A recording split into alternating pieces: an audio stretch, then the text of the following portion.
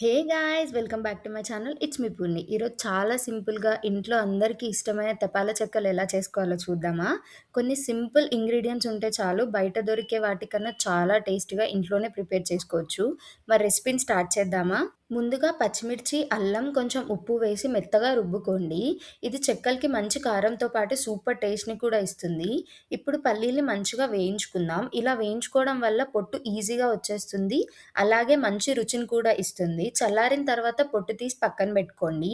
ఇప్పుడు బియ్యపిండి తీసుకొని దానిలో జీలకర్ర, ఉల్లిపాయలు, అలాగే కరివేపాకు, రుబ్బుకున్న మిర్చి పేస్ట్, దానితో పాటు పల్లీలు కూడా యాడ్ చేసుకుందాం. ఇవన్నీ కలిస్తేనే చెక్కలకి మంచి ఫ్లేవర్ అనేదొస్తుంది.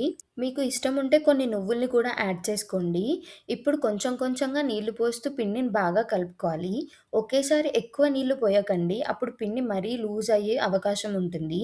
కాబట్టి అవసరం ఉన్నంత వరకే నీళ్లు పోసి సాఫ్ట్‌గా మరీ గట్టిగా కాకుండా కలుపుకోండి.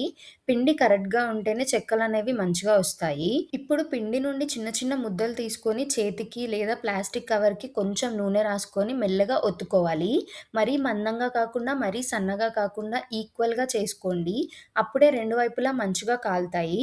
అంతే అండి, మన తెపాల చెక్కలు రెడీ. పూర్తిగా చల్లారిన తర్వాత డబ్బాలో పెట్టుకుంటే చాలా రోజులు క్రిస్పీగానే ఉంటాయి. సాయంత్రం టీతో గానీ, పిల్లలకి స్నాక్స్ లాగా కానీ ఇస్తే చాలా రుచికరంగా ఉంటాయి. మీరు కూడా ఒకసారి ట్రై చేసి ఎలా వచ్చాయో కమెంట్స్‌లో చెప్పండి. వీడియో నచ్చితే లైక్ చేయండి, షేర్ చేయండి. ఇలాంటి మరిన్ని రెసిపీస్ కోసం మా ఛానల్‌ని ఫాలో చేయడం మాత్రం మర్చిపోకండి. సబ్స్క్రైబ్ చేసుకోండి ఫ్రెండ్స్. Love you.